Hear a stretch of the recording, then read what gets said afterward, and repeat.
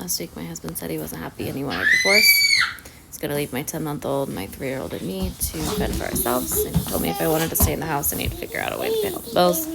I am practically a stay-at-home mom. I work a couple hours a week, and I make much less in the winter than I do in the summer. So you can bet that this is an interesting time. If you want to help a mom whose life is literally exploding, click that follow button, comment 9 words or more. If you can copy the link, that would be amazing. There are more updates. I think I've shared a little bit more in some of my videos, but a lot of you have recommended to stop sharing until everything is kind of figured out and I and my kids are safe.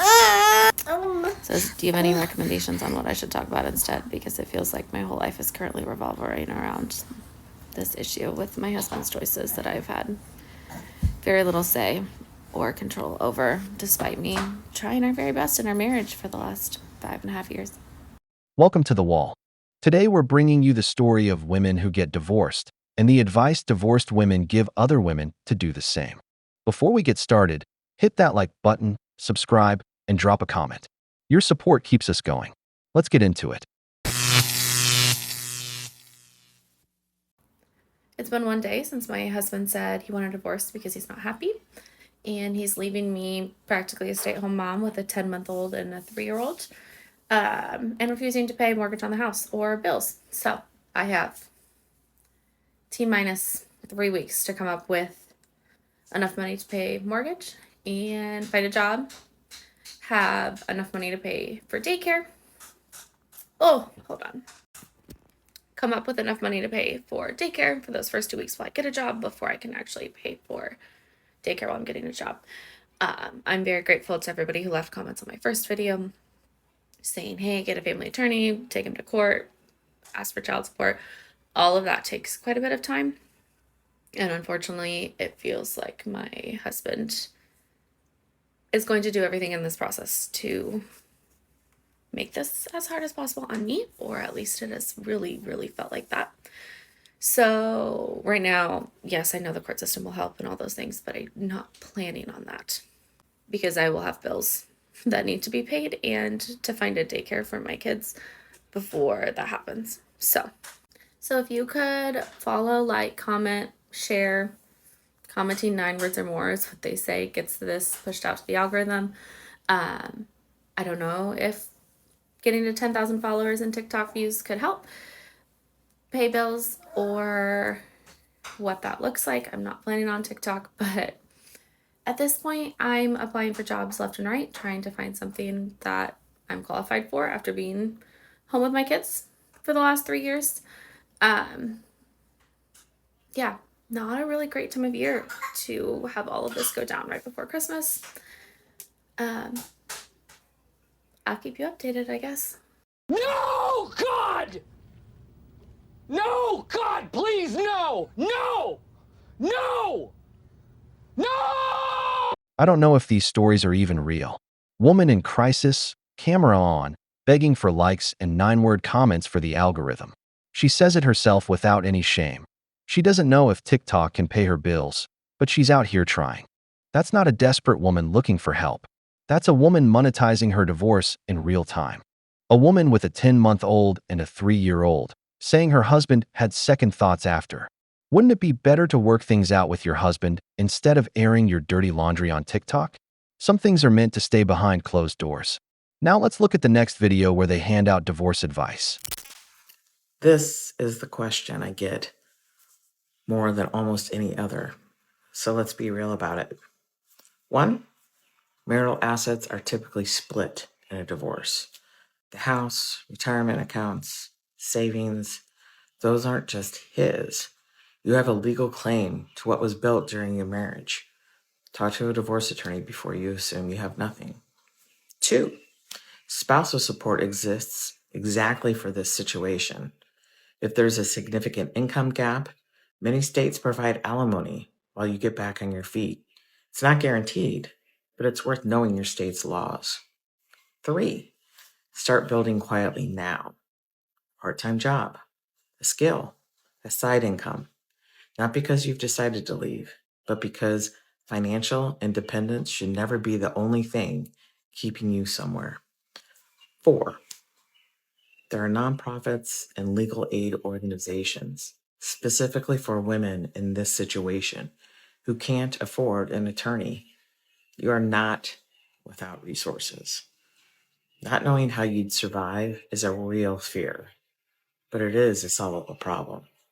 Don't let it be the reason you never ask the harder question. Gotcha, bitch! This is the kind of advice women give each other. That's why I tell men, the moment a woman brings up divorce, or you notice she's making plans like she's thinking of leaving, go find a lawyer. Because she's already getting ready to leave you with nothing. By the time a woman comes to you with divorce, in most cases, she's already prepared. In this country, just for having lived with you and making less money than you, that's enough legal justification to take everything you have and force you to pay alimony.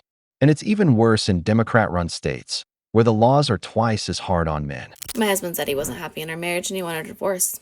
He then figured out the cost of child support, said, oh, wait, actually, I want to make this marriage work. Then made some interesting choices, had to file an order of protection on him. I seem really happy about it. Trust me, I've cried plenty. Not the point of this post, though.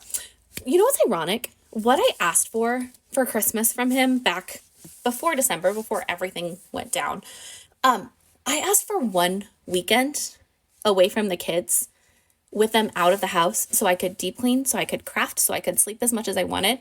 One weekend.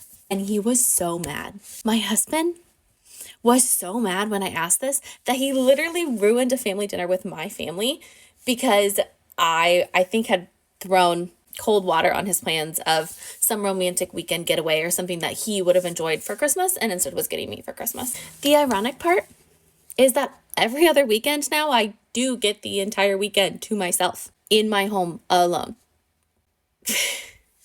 Why were you so mad? And then why did you ask for divorce? And then what? Stop it. Get some help.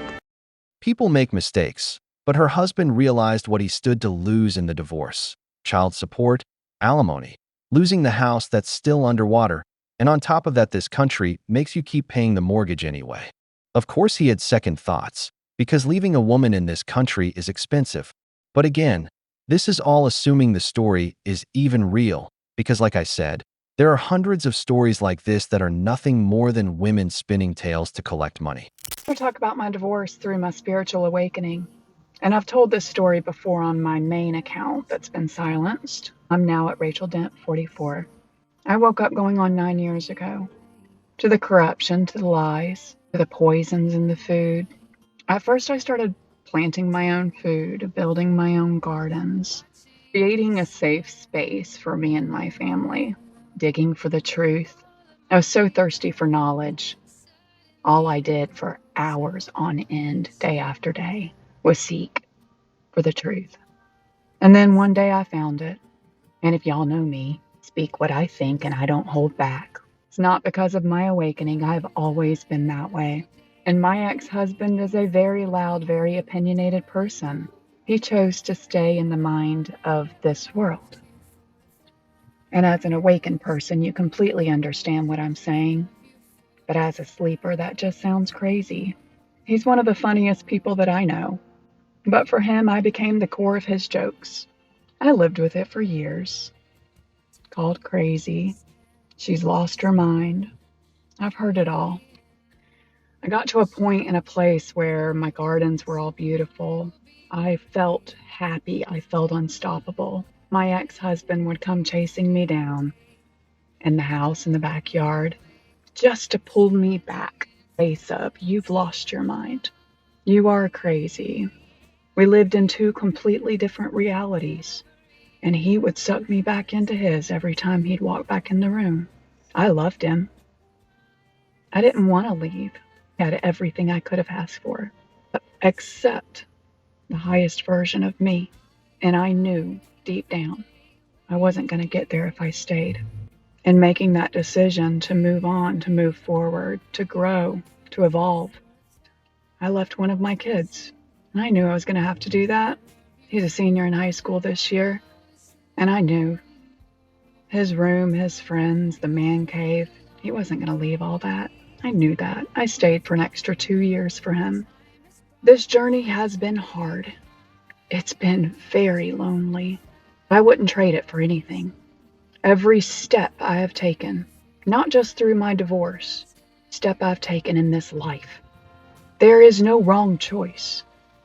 Every choice is another step on the ladder to get you to the highest version of you. We could have been a good couple. We could have had something special. But you one crazy ass bitch. You're out of your mind. Your husband just wanted to help you, but there you were off in your own world, doing God knows what. This whole woke thing, we've heard it 1,000 times, and it always comes from people who think they're better than everyone else. Personally, I've heard it from people with some seriously unhinged political ideologies. Her son and her husband didn't want to see her like that. They wanted to help her, but when a woman gets to that point and gets something stuck in her head, the only thing left to do is let her go. That must have been incredibly hard for that man to live through. I hope he's found peace now. Women. Here's the thing nobody talks about. Women will endure years of unhappiness in a marriage, and I mean years of feeling invisible, disconnected, like a shell of who she used to be, because somewhere along the way, we learned that other people's discomfort matters more than our own. So instead of risking her husband being mad, her mom being disappointed, or people at church talking behind her back, she just stays. And she takes all of that rage and all of that disappointment and she turns it inward on herself through the way she treats herself, the way she talks to herself with that inner voice.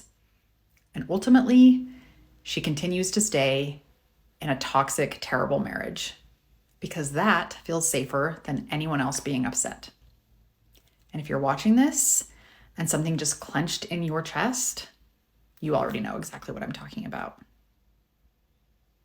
God damn it! You can't make this shit up! Have you ever noticed that whenever these women want to talk about divorce, they always paint the man as the worst thing that ever happened to them? And I have to ask, if he was so bad and so toxic, why did you marry him? Why did you spend years with him? Why didn't you leave in the first few days or turn him down before it even started? Because he wasn't the villain. It's your dissatisfaction with life that makes you miserable, and you took that misery and dumped it on your husband and your family. When everyone around you is telling you something, you're the problem. We've reached the end, but before we close out, we're leaving you 2 questions for the comments. Do you think the legal system protects men in a divorce, or does he always come out the loser? Do you know any man who was left financially destroyed after a divorce? And if this content brought you any value, you already know what to do. Hit that like button, subscribe to the channel, and turn on the notification bell. Every bit of support helps us reach more people and keep bringing you this kind of analysis. See you in the next video on the wall.